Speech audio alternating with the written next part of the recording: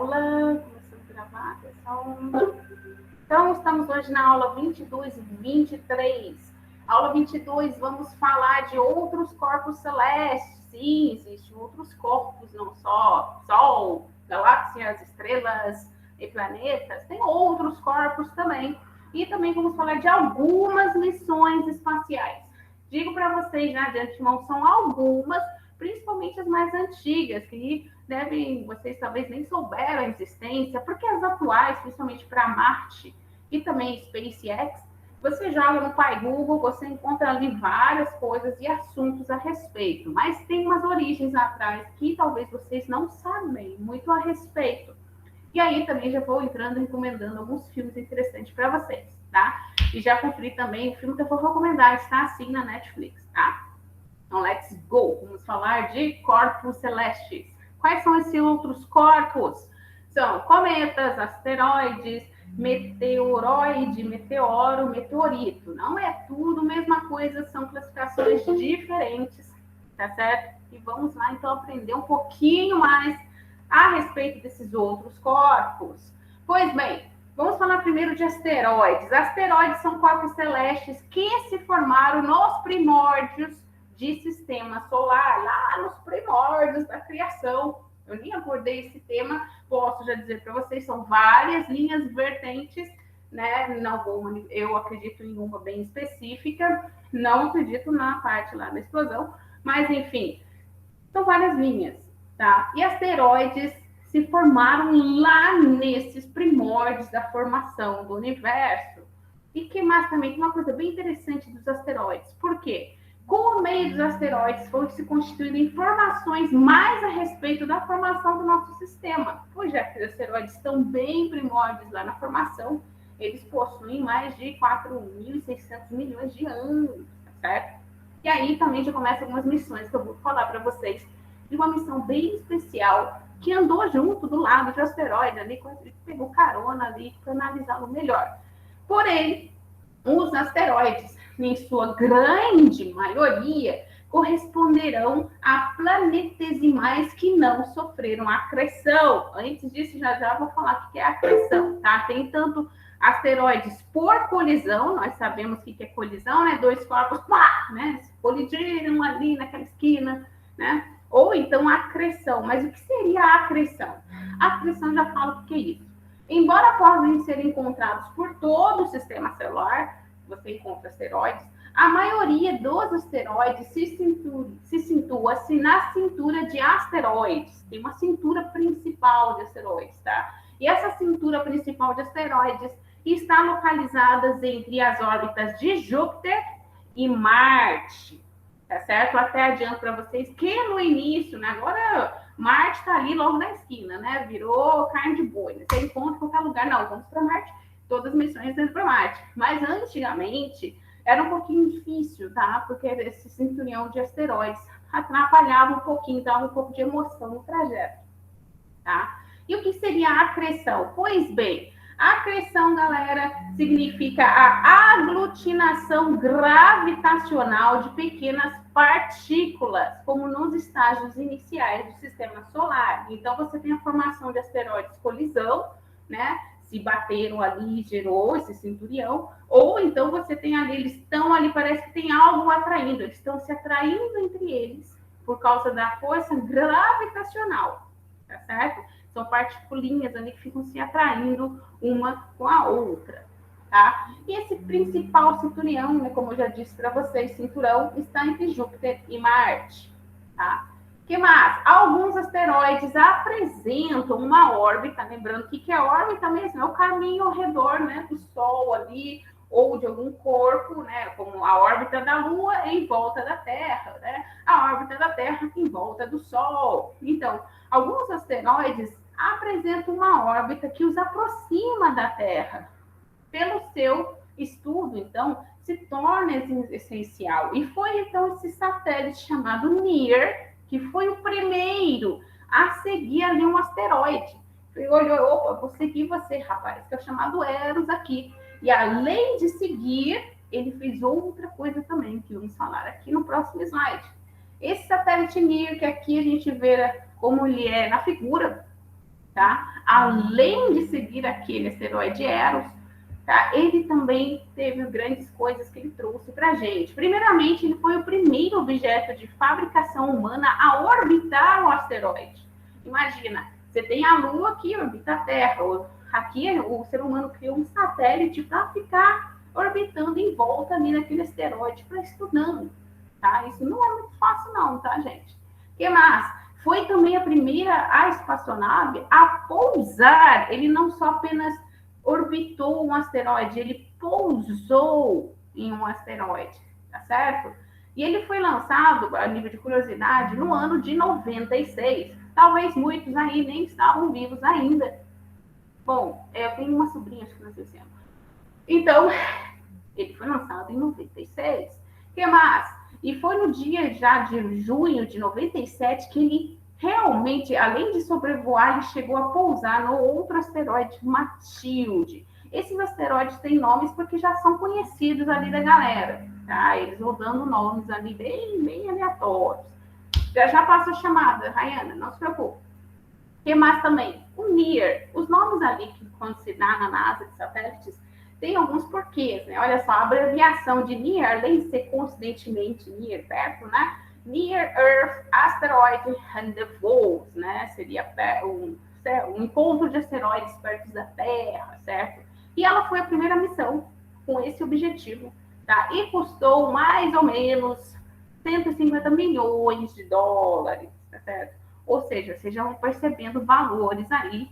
Não é muito barato, tá? Aí depois vocês vão ter um porquê, depois as coisas começaram a ficar cada vez menores para ir sair aqui da Terra, que aí fica muito mais em conta. Mas isso eu falo já na próxima aula. O que mais, então? Né? Asteroide aqui, quando eu coloco aqui o Matilde, ele faz parte daquele cinturão principal que eu comentei para vocês. E esse asteroide Matilde tem um diâmetro de aproximadamente 59 quilômetros, tá? Por isso, demora muito as missões, Gilberto. Vai ter quando eu falar da aula ali de 23 de missões, vocês vão ver também os gastos, porque algumas missões já não se fazem mais, porque colocar qualquer coisa para lá fora é gasto, é muito gasto mesmo, tá? E por isso que se demora, que tem umas manobras específicas utilizadas, não cheguei a falar muito sobre isso, que isso seria algo muito específico, tá? Mas aí você orbita um planeta, pega a força ali gravitacional e lança-se para outro planeta. Então você fica rodando em vários planetinhas até você chegar aonde você quer chegar. Por isso demora, tem muito. Pois bem, vamos então falar, além de asteroides, temos cometas, né? Vamos falar de cometas. Cometas nas regiões mais afastadas do centro da nébula e devido às reduzidas temperaturas, lembra lá perto de Urano, Netuno, tá frio para burro, né? Então, durante a formação do sistema solar, alguns gases se condensaram. Lembra bem no início, falando de estrelas e tal? São muitos gases, né? Tem a predominância de alguns, mas, no geral, são muitos gases ali no universo. E com essa condensação, formando-se cometas, com núcleos constituídos por materiais rochosos e gelo. O núcleo de um planeta é rocha e gelo, tá certo?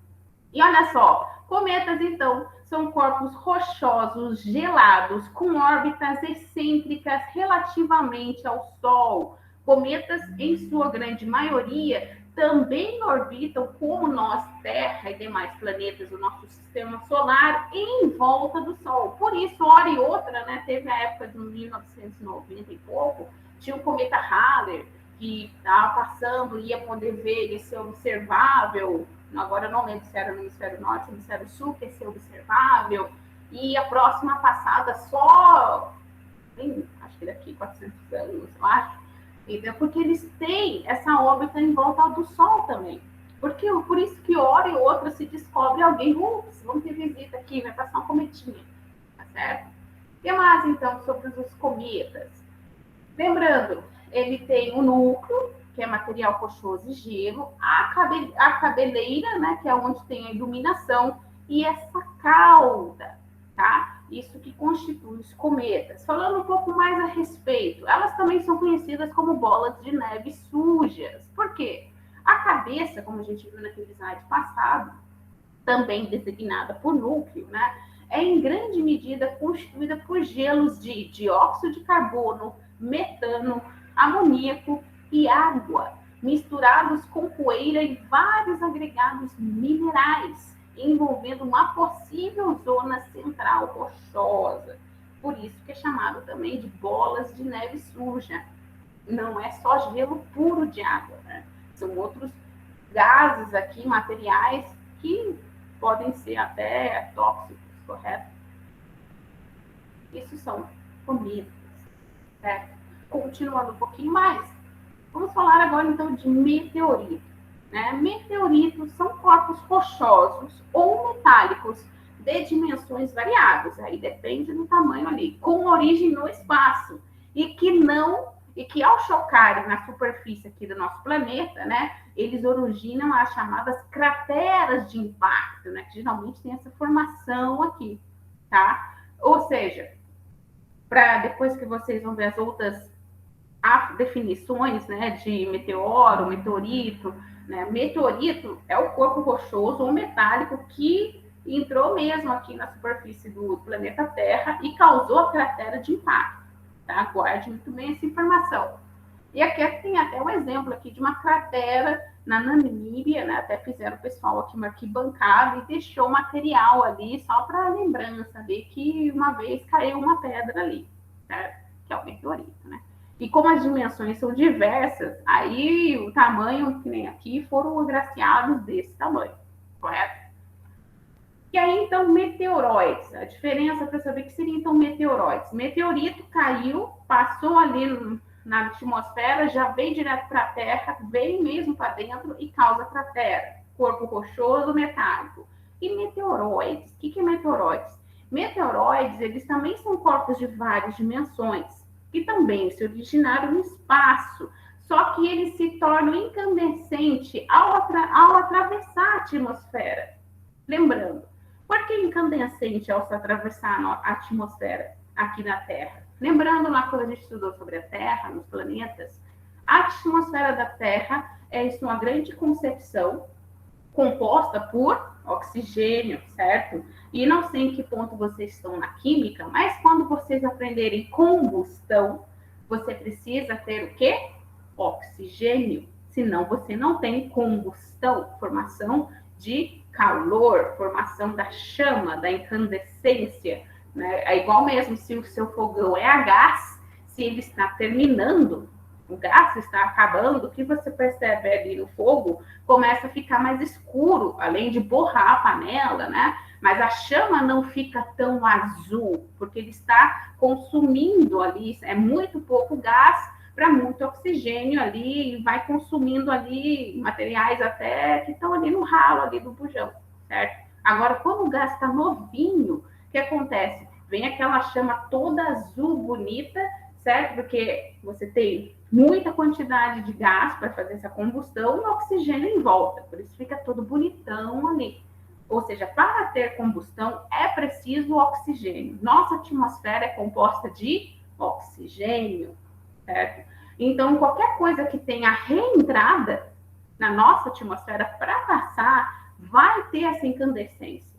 Eu vou até falar para vocês nas missões, quando a gente entrar na próxima aula já, muitas missões tiveram seu ponto mais teste e mais crítico nessa reentrada, certo? Porque muitas, nem vou dar spoiler, mas tudo bem, teve acidentes seríssimos na reentrada, tem algumas naves que, primeiramente nos primeiros projetos, né, na reentrada, quando voltou assim, no limite, se não chegava a realmente encandecer 100%, era uma das fases mais críticas de fato. Agora, depois de tanto tempo, né, depois da exploração do espaço, de tanto tempo, já se tem mais controle sobre isso, tá bom? Então, vamos lá, então, mais ainda de meteoroides. Meteoro. Então, meteoroides é pedrinhas ali que dá umas spark, né? Uns fireworks, umas incandescências ali que você vê ali quando está atravessando. E meteoro? Meteoro já é o rastro luminoso deixado por essas partículas, meteoroides, tá? Ao entrar na atmosfera, ou seja, esse rastro, né? O meteoroide chegou e incandesceu, certo? Passou a atmosfera. E aí deixou esse rastro, como a gente vê aqui. Esse rastro é designado meteoro, tá certo? E elas também são conhecidas como as estrelas cadentes, né? E essas estrelas cadentes não são mais do que meteoros, tá certo? Ou seja, o meteoro e os meteoroides pode chegar num ponto a chegar um meteorito? Sim, se essa pedrinha, né, não for totalmente consumida nesses dois estágios e gerar a cratera, é um meteoro. Entendeu? Meteorito, perdão, eu até confundo, né, que é muito nome parecido. Mas beleza? Entenderam então o que é meteoroide? Meteorito tem que ter a cratera. Meteoroide entrou ali na atmosfera e começou a incandescer. O rastro é o meteoro, certo? Beleza?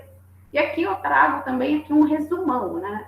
O que seriam asteroides, são rochas especiais parecidas com cometas, né? Porque eles também têm material rochoso ali, né? Mas que não possuem órbitas tão excêntricas, ou seja, os asteroides, alguma parte tem umas órbitas perto do Sol, outras tem aquela órbita onde está no cinturão ali entre Marte e Júpiter, tá? O que mais? Temos os meteoroides, né, que são os pequenos fragmentos de rochas, né? Podem até ser pequenos fragmentos de cometa ou asteroide, porque às vezes eles até se atritam entre si, dá um problema, um bafafá e dá umas fagulhinhas, tá certo? E eles ficam incandescentes por causa que eles entram na atmosfera e a nossa atmosfera tem oxigênio. Depois nós temos os meteoros, que fazem esse efeito luminoso. E para a sua curiosidade, podem até ser o number 2 dos astronautas. Sim, o number 2 é mandado para fora. E lembrando, a nossa internacional, né, Station, a nossa estação internacional, ela orbita numa órbita, eu acho que na MEL. Já eu explico isso para vocês, que são 3 camadas de orbitação que você tem em volta da Terra. Tá? Então, querendo ou não, às vezes pode ser que o number 2 ali, você está fazendo um pedido, vai ser na cadente, vou fazer um pedido, aí às vezes você não sabe qual que é a origem, né? Mas tudo bem, né? Você perdoa, né? E também temos os meteoritos, certo? Que são os fragmentos especiais, e esses, lembrando, esses causam a cratera, porque eles chegam na superfície da Terra. Beleza? Tranquilo, gente? Das curiosidades dos outros corpos? Porque agora a gente vai entrar na aula 22, algumas missões. Alguma dúvida está aqui, galera, se manifestem no chat, ou se quiser soltar o som, fique à vontade, tá? Vamos falar de algumas missões agora. E eu só resumi algumas, porque tem várias, de fato, tá? E não falei das mais atuais, mas falei das mais clássicas, tá certo? Vamos lá, então, na aula 22, algumas missões. Antes disso, deixa eu até colocar aqui nossa lista de presença. Aqui, nossa lista de presença, para todo mundo. Ela já está no chat, galera. Vamos falar, então, algumas missões espaciais. Pois bem, antes, vamos entrar num ramo que não é mais direito à astronomia. A astronomia, a gente estuda o que tudo para fora da Terra, né? Do planeta Terra, o universo, planetas, estrelas, né? Cometas e tal. Esse ramo de missões já entra um ramo chamado de astronáutica, tá? Que é até uma parte da engenharia aeroespacial, ou a engenharia, ou até tem alguns cursos de engenharia astronáutica, tá? É a ciência que estuda os aspectos de locomoção no espaço, tá? Eu não estou interessada em saber do que aquela estrela é formada, do que aquele planeta é. Ajuda, mas eu quero me locomover no espaço. E esse ramo é chamado de astronáutica, certo? Então, vamos lá. Então, alguém sabe essa nave aqui? Então, let's go. Vamos lá, então, falar um pouco mais a respeito. Para entrar nesse assunto de locomoção no espaço, nós temos que lembrar de Isaac Newton. Sim, Isaac Newton, além de falar de gravidade, força gravitacional, peso, ele, com esse estudo da força gravitacional, ele já trouxe primórdios de como se locomover no espaço. Quando ele diz que lá você tem dois corpos que se atraem, uma força gravitacional, ele já foi dando dicas, né? Ou então para visionários pensar nisso, como se locomover no espaço. E além dele, depois veio Jonas Kepler, né? Que para quem estuda especificamente esse ramo da era espacial, vai encontrar a primeira e a segunda lei de Kepler, certo? Ele fala das órbitas, né? As órbitas elípticas, e ali também com esses dois foi dando base para que a engenharia criasse meios de locomoção no espaço, certo? Aqui no ensino médio, a gente só conhece as leis de Newton e fala alguma coisa de peso, né? E Jonas Kepler já nem se fala muito, né? É muito raro se dizer sobre ele, tá? Mas quem já vai para uma engenharia ou uma outra matéria de exatas, você esbarra em Jonas Kepler na chamada Física 2, tá bom? Então vamos lá. Não vamos ser aqui cortar aqui, né, dizer, iludir, né, mas foi a Guerra Fria que ocasionou essa corrida espacial. Acho que todos sabem muito bem, né, que as tecnologias já estavam já disponíveis em diversas guerras, porque para isso que elas foram desenvolvidas e depois já dadas para os civis. E foi na Guerra Fria que de fato aconteceu a corrida espacial. Eu deixo até aqui um documentário de 4 episódios da BBC, que tá, eu deixo o link também, vou deixar ali na descrição, no Siga, e tanto aqui na descrição do vídeo, no YouTube.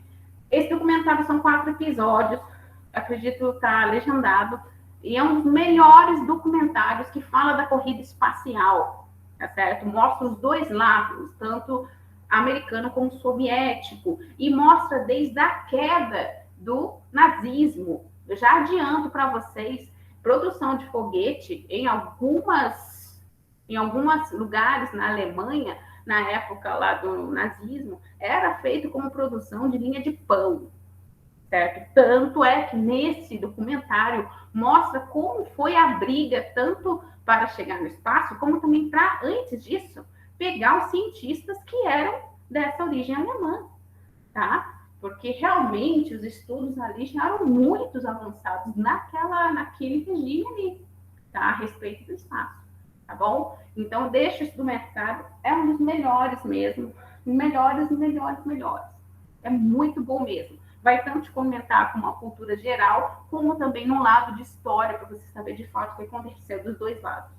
E como também, eu tenho que falar quem são os primórdios dos dois lados. Von Braun, ele foi um cientista que nasceu, que cresceu ali, que surgiu no regime lá do nosso bigodinho, correto? E ele foi altamente disputado e ele acabou indo para os americanos, tá certo? E ele foi o que encabeçou, de fato, a corrida espacial seríssima dos americanos. Porque antes era uma coisa amadora ali entre os militares, entre os saquinhos de orégano ali, tal, tinha até uma rixinha ali, tá? Não, isso não pode ser civil, isso tem que ser mais militar, né? Tinha uma coisinha assim. Von Braun, ele realmente chegou e mostrou, não, galera, se a gente quer sair do papel, tem que fazer isso. E isso falou em corrida espacial lá no americano, lembra de Von Braun, é um dos grandes nomes de cientistas e de origem alemã. Ele era mesmo do outro lado, tá? Já no lado soviético, você tem que falar de Korolev. Korolev foi o grande apaixonado e visionário do lado soviético, que trouxe toda essa motivação espacial. O seriado mostra muito isso. E, infelizmente, já dando um spoiler aqui, no meio das corridas espacial, ele se adoentou. Realmente, ele morreu. E aí, infelizmente, com essa visão tão apaixonada de cientista mesmo, não só mesmo de poder, aí os soviéticos foram para outro caminho de poder e aí foi caindo já e já não foi logrando tanto sucesso, tá certo? Ele também é um dos grandes engenheiros visionários cientistas do lado soviético, Korolev, tá? Pois bem, apresentado quem são os cabeças ali que levaram cada um na corrida, vamos falar então do primeiro satélite espacial que orbitou a Terra foi em outubro de 1957, o chamado Sputnik 1. Galera, quando ele apareceu tocando um sinal ali, o documentário fala isso, mostra até reportagens, né, da época, o povo ali, o povo ocidental surtou. Imagina, você estava ali ouvindo seu rádio, estava mexendo na estação, de repente tinha um pip, pip, pip, pip, alguém dando um som diferente. Quem é o responsável disso? O responsável disso era do outro lado ali. Nossa, o pessoal realmente ficou, deu um surto ali na galera, o pessoal ficou bem assustado, tá certo? E ele era pequenininho, 58,5 centímetros, e pesava 83,6 quilos, tá? E a gente tem um zoom mais a respeito aqui desse corpo aqui do Sputnik 1, tá bom? Esse foi o primeiro satélite a orbitar a Terra e transmitir o sinal. Depois dele, então, veio construções de mais foguetes. Por quê? Se eu queria fazer missões mais além, eu precisava de ter como levantar esses artefatos espaciais, certo? E aí começou as construções, tanto de foguetes, como também do chamado Cosmódromo de Baikonur. Gente, isso é uma engenharia fantástica, eu ainda não pude estar na Rússia, mas é uma das engenharias que parece um tentáculo que segura o objeto a ser lançado. Parece, nossa, é fantástica, uma das engenharias mais lindas que você pode ver na vida ali, tá? Funciona tão bem até hoje. Isso é uma das dificuldades do lançamento. No lado americano teve muitos acidentes com isso. O lado soviético também teve, principalmente na parte de perda de combustível, muitas explosões. Só que a diferença é, enquanto no outro lado americano, no ocidental, tinha homenagens às vítimas, no outro lado você não tem nome dos que ficaram por acidentes, o mínimo que acontecia uma comunicação na família. Mas não, você não tem registro muitos acidentes houveram sim, tá?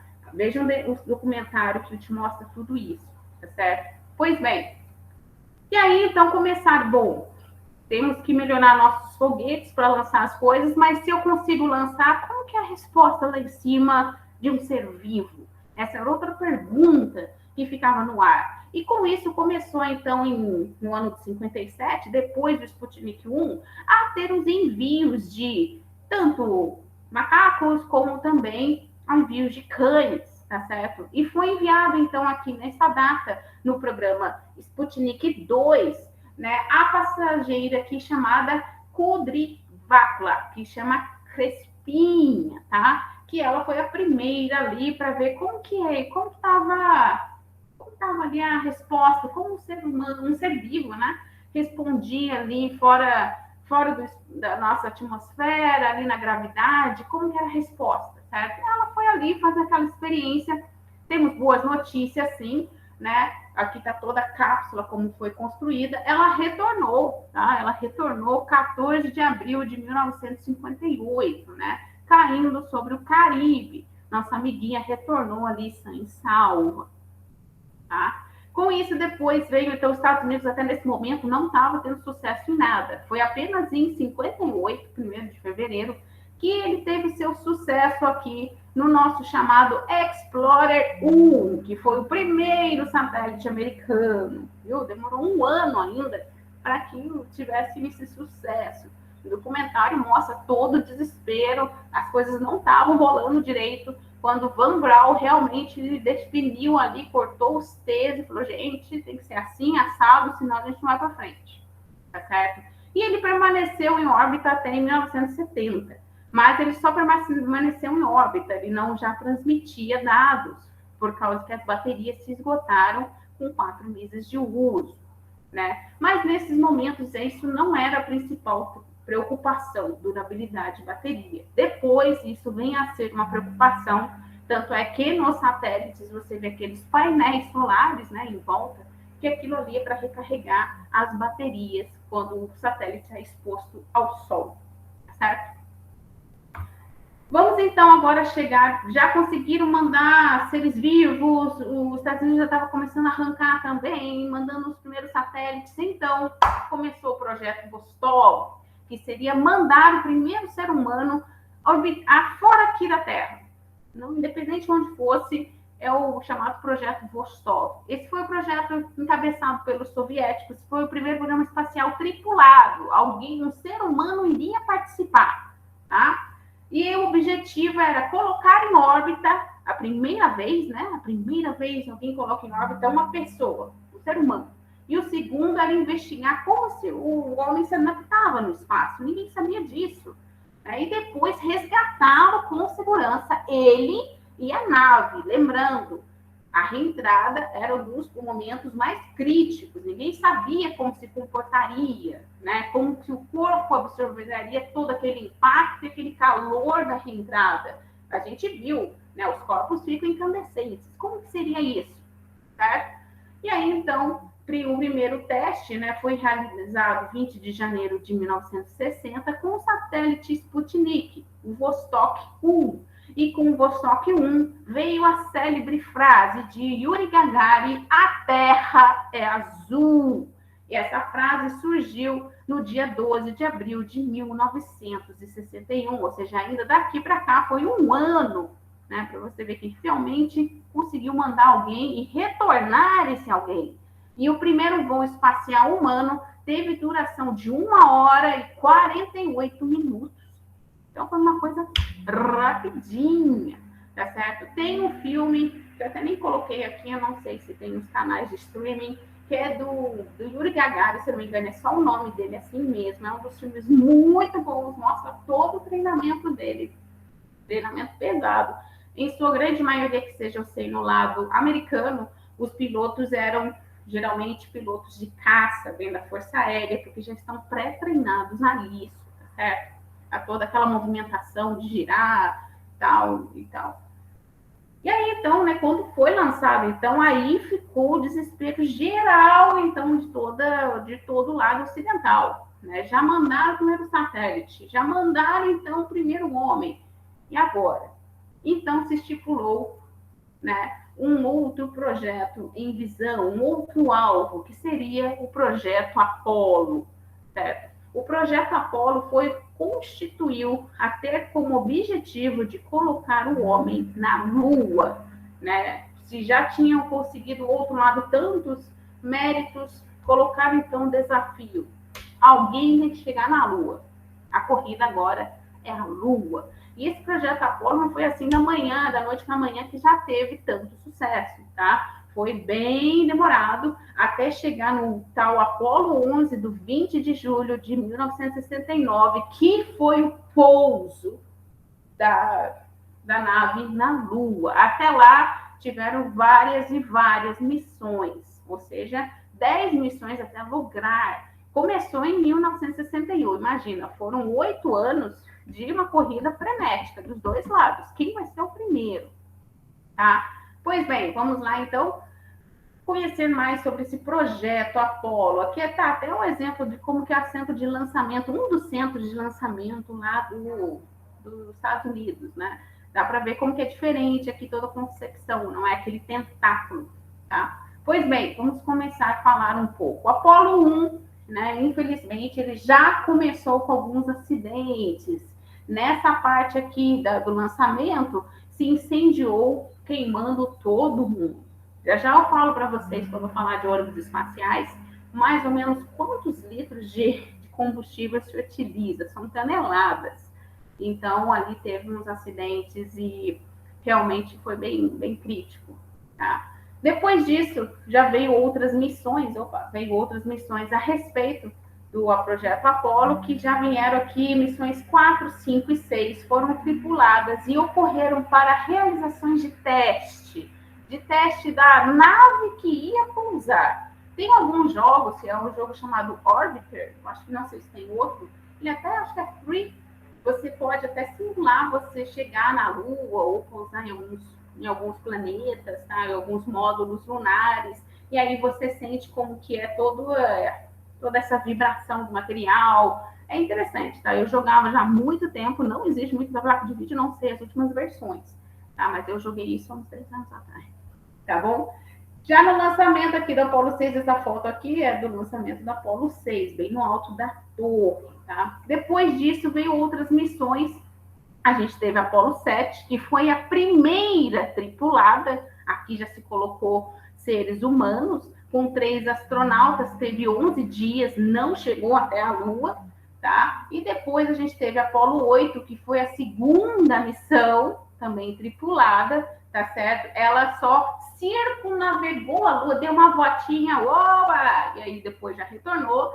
Essa missão não estava planejada inicialmente, mas se ouviu ali em dezembro que os soviéticos estavam muito perto de mandar alguém também circunnavegar a Lua. Ah, então não, galera, não vai ter Natal hoje, bora lá, dá um passeio. Eles foram enviados, foi a Apollo 8. Depois veio aqui na Apollo 8, eles conseguiram até tirar uma foto, a visão da Terra a partir da Lua. Eles não pousaram, tá? Eles só circunnavegaram, certo? E tiraram uma célebre foto aqui, bem famosa também. Depois disso, né, aqui a gente tem até a foto da reentrada, eles retornando, ó, como até parece mesmo uma estrela cadente, né? Toda a incandescência que acontece na atmosfera, certo? E aí, então, chegou então as missões 9 e 10, que aí foi mesmo o objetivo preparar o pouso do homem na Lua, para Apollo 11. Foi mesmo esse módulo lunar, se estava bem estruturado, se ele ia conseguir pousar de fato na Lua, se ele suportava qualquer coisa que estava acontecendo ali. E aí, com esse sucesso da 9 e 10, de fato, chegou a Apollo 11, que foi a 5ª missão tripulada da Projeto Apollo, que dia 20 de julho de 1969, tripulada pelos astronautas Neil Armstrong, Edwin Buzz Aldrin e Michael Collins. E teve uma duração de 8 dias, essa missão da Apollo 11. Tá? E aqui a gente tem as fotos dos respectivos astronautas. E curiosidade ou não, o Buzz aqui, quem sabe do Buzz Lightyear, do Toy Story, sim, é em homenagem ao astronauta Buzz Aldrin, correto? O Buzz Lightyear é homenagem a ele, até que lembra bem, né? Não sei se você sabe disso. Beleza? Depois disso, parou a corrida até a Lua? Não, depois teve outras missões, tá? Teve a Apollo 12, que foi a segunda missão a pousar, né? A primeira foi a Apollo 11. Essa Apollo 12, a diferença foi que ele foi resgatar algumas coisas que o pessoal deixou lá, certo? E ele realizou também alguns estudos da permanência ali, do que aconteceu com o material que ficou ali, tá certo? Depois disso, veio a chamada Apollo 13. Aí é um filme que eu quero recomendar para vocês, que tem na Netflix. Esse filme foi lançado em 1996, certamente muitos de vocês não estavam vivos. Um filme que concorreu ao Oscar, acho que até ganhou em algumas categorias, tá? A Apollo 13 foi a 3ª missão tripulada do projeto Apollo com destino à Lua, mas ela não cumpriu essa missão devido a um acidente na sua ida. Gente, o filme é muito bom, mostra que os caras passaram mesmo um perrengue difícil, tá bom? Eles tiveram mesmo que decidir os negócios lá, senão não ia dar certo, tá bom? Uma explosão aconteceu, tá? E impediu essa descida. E a nave e seus tripulantes conseguiram se retornar após 6 dias no espaço. Mas foram 6 dias que vocês vendo um filme vão sentir o tenso ali, tá bom? E essa é a chamada frase que é conhecida, Houston, we have a problem. Quem já ouviu essa frase tem origem no projeto da missão Apollo 13. Houston, we have a problem. Bom, depois disso, teve outras missões, sim, teve a Apollo 17, que até a 17 foi a última missão. Tá certo? E essa última missão ainda contou com um geólogo profissional, ali analisando lá todo o artefato que a Lua possui. Tá? Nas demais missões, teve cancelamento às 18, 19, 20 e 21. A nível de curiosidade também, tem outros filmes bizarros de terror, né? O outro lado oculto da Lua e tal. É bem bizarro, ali você só vê para dar risada, tá? Eu geralmente vejo com meu amigo, a gente dá risada, todo mundo olha pra gente no cinema. Mas filme bom, de fundamento todo científico, realmente o que aconteceu. Deixo para vocês o Apollo 13, fazer uma sessão pipoca aí nas suas férias, tá certo? Vai lá no Netflix, recomendo demais. Depois disso, falando dos projetos Apollo, já falei como aconteceu essa corrida espacial.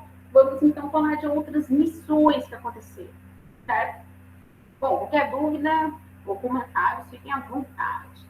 Bom, antes de falar de qualquer missão, a gente tem que falar que lançar qualquer artefato espacial, que em inglês é spacecraft, pode ser nave, satélite, foguete, ônibus, whatever, não é simples. É algo trabalhoso, exige precisão, principalmente, ocorrência de erros, são perdas de milhares de dólares, tá certo? E cada vez mais, para evitar perdas, são feitos cada vez artefatos menores, os nanosatélites, que até no final aqui dos slides eu vou falar para vocês a respeito disso, né? Tanto é as cápsulas mais simples, aqui temos em destaque o tal do SpaceX do Elon Musk, é bem simples. Aqui, né, na época aqui dos anos de 86, e depois até o final dos anos 90, tinha muito ônibus espaciais, chamado em inglês Space Shuttle, tá? Essa visão aqui. Eles já não são mais utilizados porque, de fato, para a decolagem de um ônibus espacial, se utilizava mais de 3 milhões de litros de combustível, hidrogênio, líquido, oxigênio, hidrazina e outros. Cerca de 728 toneladas para levantar um bichinho desse. Então, imagina um acidente ali. Certo? Valeu, Gilberto. Aí tá a lista, Matheus. E curiosidade sobre ônibus espaciais. O ônibus espacial também não é projetado para pousar num satélite natural como a Lua, porque ele realiza o pouso da mesma forma que um avião. Tá vendo o formato dele? E a Lua não tem atmosfera para isso. Uma curiosidade, caso vocês nunca perceberam um ônibus espacial. Ele tem o mesmo formato de um avião. Então, ele utiliza também algumas coisas mesmas iguais a um avião. Então, por isso que ele nunca foi para a Lua, tá? Pois bem, vamos falar um pouco mais de ônibus espacial, essa coisa linda aqui. Existiram 6 ônibus espaciais na NASA, tá? Isso foi uma coisa, de fato, mais da NASA que criou, tá bom? Em 1977, foi o primeiro ônibus espacial chamado Enterprise, e ele foi acoplado por um Boeing, tá? Se você jogar ali no pai Google ali, ele em cima de um Boeing. Quem não sabe o que é um Boeing, é um avião realmente enorme, tá? Mais que um Airbus, tá? Só que aí ele não conseguiu ir ao espaço, não conseguiu alcançar ali. Ele só, opa, vamos, mas ele não conseguiu, não, tá? Depois do Enterprise, nós tivemos o Columbia. O Columbia, nem depois, né? Mas o Columbia, depois tem outro aqui por data. Mas o Columbia, infelizmente, ele teve um acidente na reentrada em janeiro de 2003, certo? Dá um looking fora aí, você vai ver o acidente. Esse daqui até me lembro como que foi bem, bem triste mesmo, tá? Depois tivemos também esse aqui, o Challenger, que em 86 teve um acidente na decolagem. Galera, esse daqui eu era bem novinho, acho que eu tinha talvez 1 ano. Ele tinha que, bem no lançamento, como se fosse assim, realmente explodiu tudo ali, todo mundo morreu, foi impressionante. E tinha muito público para assistir isso. Geralmente os lançamentos eram nos finais de semana, iam famílias inteiras, tá? Faziam o piquenique ali, o churrasco americano, né? Geralmente eles queimam hambúrguer, né? Assim, não entendi por quê, mas também. Aí então, e de repente ali assistindo teve esse acidente. Foi bem triste, tá? Depois tivemos a Discovery, que teve o primeiro lançamento em 84. Nossa, professora, tem o nome daquele canal, é coincidência? Não! É realmente homenagem. Teve a Discovery, né, que foi também um outro ônibus espacial. E temos a Atlantis, que é o que está aqui na foto aqui. Essa Atlantis teve como curiosidade acopou-se a uma estação russa, Mir. É uma estação que teve o primórdio da estação espacial, da Estação Internacional Espacial, um primórdio, tá? E aí depois nós temos o Endeavour, que teve sua primeira missão em 1992. Agora, para você ver ônibus espaciais somente no museu da NASA, na Flórida, tá? Mas é um trambolho que você fica impressionado, beleza? E ainda eu trago para vocês como que são aqui. Imagina na explosão aqui, como foi a explosão daquela lá, gente, né, que a gente está vendo o lançamento, e como são os ônibus espaciais, todo bonitoso, beleza? Bom, Vamos então falar mais ainda de missões. Outros conceitos também vieram através de livros de ficção científica, como os contos de Arthur Clarke, né, que é de 2001, e Uma Odisseia no Espaço. Aliás, a nível de curiosidade, ele foi chamado mesmo para a missão do projeto Apollo, porque nos livros dele ele fala de transmissão via rádio, em 2001, Uma Odisseia no Espaço. Então, aí utilizaram o conhecimento dele. Ele foi realmente visionário, certo? E aí, ele também foi visionário quando colocou contos de elevador lunar, que seriam os projetos que eles querem fazer, né? E também de velas solares. Velas solares é esse trambolinho aqui, que já são uma realidade. A vela solar, ele utiliza a mesma ideia da vela de um barco, só que de, ao invés de usar o vento, lá fora não tem vento, né? Na atmosfera ali do nosso universo, não tem vento. Só que tem o quê? Radiação da luz solar. E aí, por isso, com essa pressão da radiação da luz solar, você pode ter, então, a aceleração. Porque, como são espelhos aqui bem finíssimos, você pode utilizar ali através de fótons dessa luz solar. Por causa disso, isso é possível porque a luz tem o chamado duplo comportamento, a dualidade da luz. A luz se comporta tanto como uma onda, como uma partícula. Isso é uma coisa que a gente vai ver lá em relatividade, a gente vai ver um pouco de relatividade no final do ano, tá certo? Isso é um dos basamentos aqui da relatividade. A luz tem comportamento como onda, como partícula. O que seria o comportamento como onda, professora? Se você liga uma lâmpada ou mesmo o sol, você vê a sombra, ali ele está acompanhando como uma onda, ele faz o contorno daquela sombra, como partícula, isso principalmente em lugares que estão no vácuo, é o que acontece lá fora, lá no universo, certo? E aqui as velas solares utilizam disso, tá bom? Pois bem, depois disso eu tenho que te falar também dos tipos de satélites, né? Para orbitar o planeta Terra, suponha que são fatiados em 3 faixas, tá certo? Onde a força gravitacional terrestre ainda funciona, porque aí tem alguns momentos que se afasta demais, aí você foi, partiu, baby, tá bom? Essas 3 camadas são chamadas de LEO, Low Earth Orbit, que é abaixo de 2.000 quilômetros. Você tem a MEL, Medium Earth Orbit, que tem esse intervalo aqui, e depois você tem a HEL, que é High Earth Orbit, tá certo? Que aqui se inclui também alguns satélites geoestacionários, alguns, porque em sua grande maioria os satélites geoestacionários vão estar na MEL, no Medium Earth Orbit, certo? Onde estão os satélites do seu GPS. A nível de curiosidade, não sei se você sabe, para uma informação do seu GPS, são utilizados no mínimo 3 satélites, tá certo? 3 satélites distintos para te dar a sua coordenada, tá? E ainda tem uma gordurinha de erro. Não sei se você sabia, uma gordurinha bem pequenininha ali, um baconzinho ali para erro, tá? E é uma coisa também que eu não abordei também, mas tem muitos detritos espaciais, tá? Tanto é que um lançamento de qualquer coisa não é chegar, vou colocar e lançar uhul. Não, você tem que colocar ali como se fosse o estacionamento de um shopping no dia 25 de dezembro. Saber a vaga ali, tipo batalha naval, tá? Porque o negócio lá fora está bem cheio de detritos espaciais que estão causando aí alguns acidentes, tá? É bem complicado mesmo. Tá? Quem tiver uma ideia bem engenhosa de como tirar esses detritos e for executável, né? É uma das grandes coisas que estão trazendo para a gente. Sim, a evolução tecnológica tem sido muito impressionante mesmo, e ainda tem umas tendências cada vez mais, porque estamos barateando e colocando isso com disponibilidade, com startups, né? Por isso que a SpaceX está fazendo bastante sucesso. Tá? E ainda vou dar umas dicas para vocês. Então vamos lá. Vou falar de uma missão chamada de Voyage, acho que eu comentei para vocês, a Voyage, que era uma missão que dá tem uns discos ali, que dá algumas mensagens para quem, por um acaso, nos esbarrar ali e encontrar esse bichinho e da onde vem isso? Tá? Bora lá. O programa Voyage, ele surgiu aqui para um estudo profundo e dos confins do sistema solar. Meu filho, é para você ir até, né? Para o infinito e além mesmo.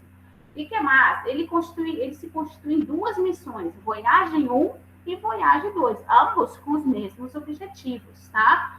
O 1 foi lançado em 77 e a 2 em 78. E principalmente o objetivo inicial, né, se nada desse certo, era para conhecer melhor aqueles 4 planetas gasosos, porque ninguém tinha ideia, certo? Como que era.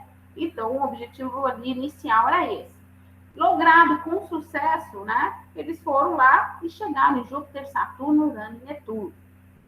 Depois disso, então, veio então outras coisas a mais. Nesse objetivo de chegar nesses quatro planetas, perdão, eles utilizaram aqui uma manobra chamada de assistência gravitacional. Isso você estuda muito em mecânica celeste, quem for ir para essa área, se estuda muito dessa assistência gravitacional. Economizando combustível, você pode circundar um planeta, pegar a assistência gravitacional daquele planeta e se lançar para outro. E foi assim que essas duas chegaram até esses 4 gigantes, tá certo?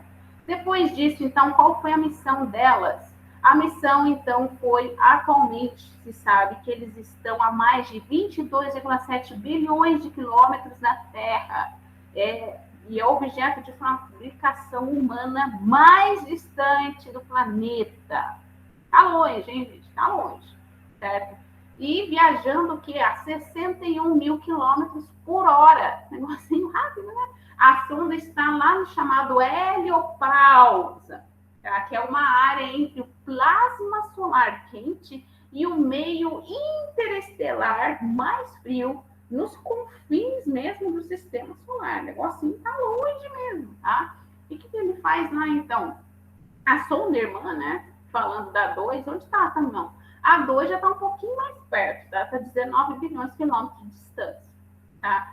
E que eles trazem, né? Eles trazem aqui esses discos dourados, que são sim ouro, tá bom? Que aqui até tem uma conta na NASA, tem o SoundCloud, tem algumas músicas, né, de algumas principais bandas ali, e também, além disso, tem saudações em 55 línguas diferentes, até em português, onde uma moça diz paz e felicidades a todos. Além disso, também tem uma outra playlist aqui nesse disco, que são 19 sons da Terra, como mãe confortando um bebê que chora, barulho do vento e da chuva, tem mais trens, de carroças e de vários animais. Então, quem encontrar aqui, a ideia era isso mesmo, tá? Se fosse com sucesso alcançar os 4 planetas, era para ir até onde puder ir, tá certo? E com isso, os sons aqui, ó, The Sounds of Earth, tá certo?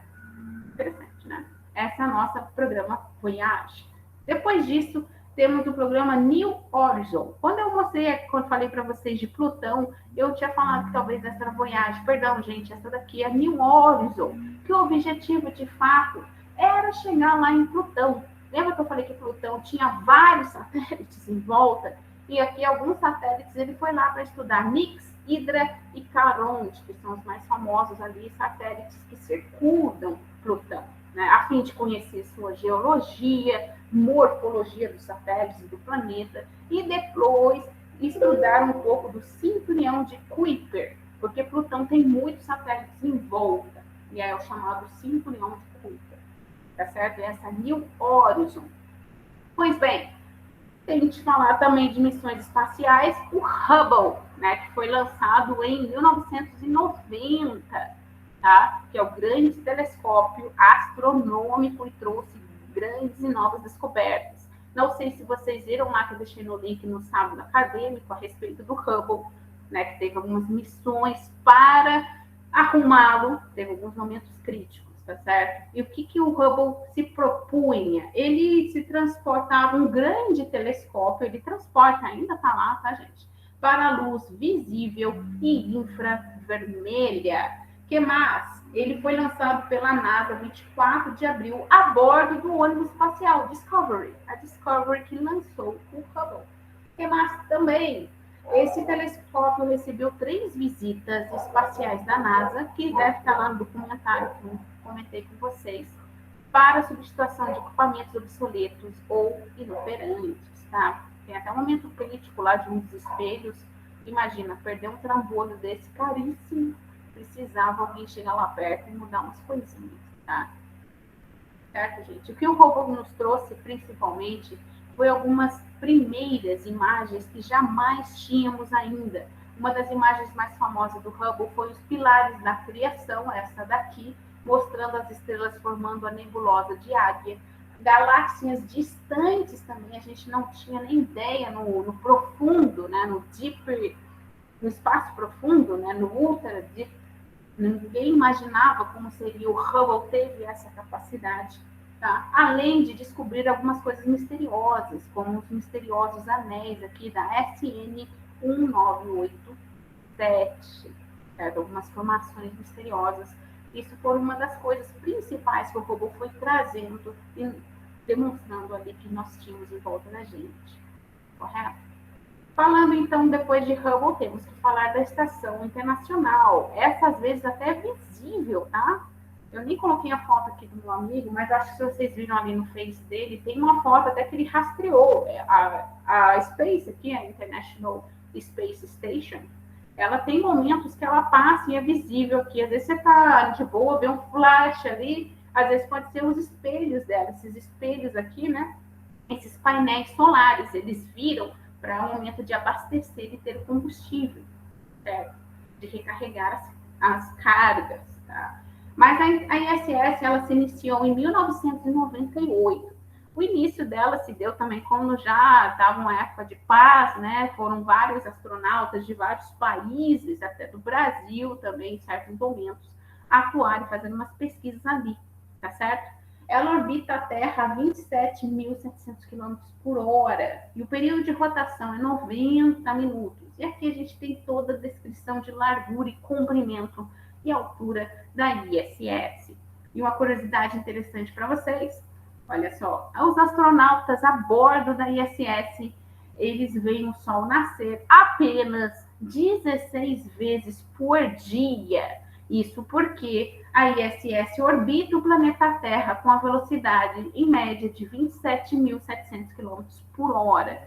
Então, você se perde um pouco na contagem dos dias, né? Se 16 vezes em um dia você vê o Sol nascer, você fica meio perdido, né? Você fica meio perdido.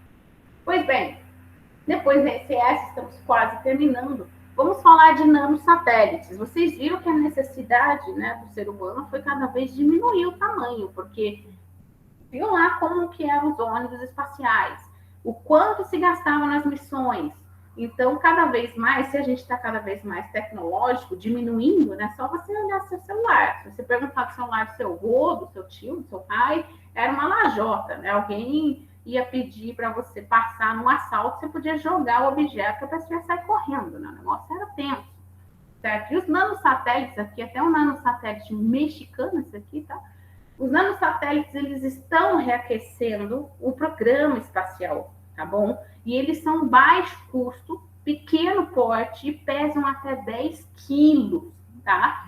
O que mais também dos nanosatélites? Eles orbitam a Terra em baixas altitudes, aquela órbita LEO, tá? E por isso, como está em baixa altitude, aquela órbita LEO é mais utilizada para quê? Né? Anteceder terremotos, certo? Sistema de sensoramento das condições da atmosfera, dos mares, né? Testes em sistemas biológicos, como produção de proteínas bacterianas no espaço e também observação do solo. As órbitas LEO, gente, é muito utilizada para o sensoramento remoto, tá? Tanto queimadas, secas, desmatamento, controle de produção de agrícolas, tá? Porque elas estão bem pertinho ali da Terra e com super câmeras consegue tirar fotos, tá? Tanto é uma área que você consegue também estudar no INPE, onde eu fiz meu doutorado e mestrado, tem ali uma área específica de sensoramento remoto.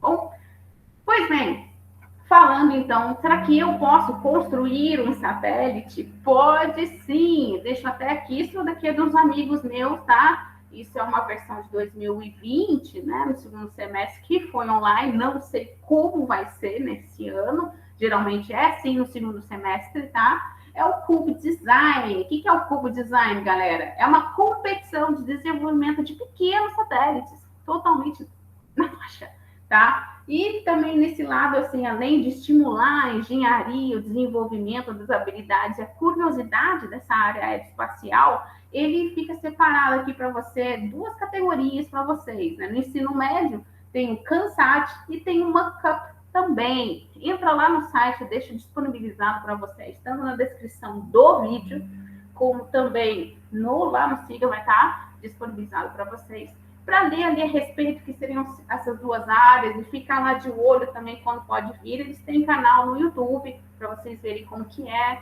tá? Vocês recebem o material, é legalzinho, tá? É bem legal mesmo, na faixa, porque não conhecer melhor, certo? Deixo para vocês também esse link no Drive, Snoop in the Space.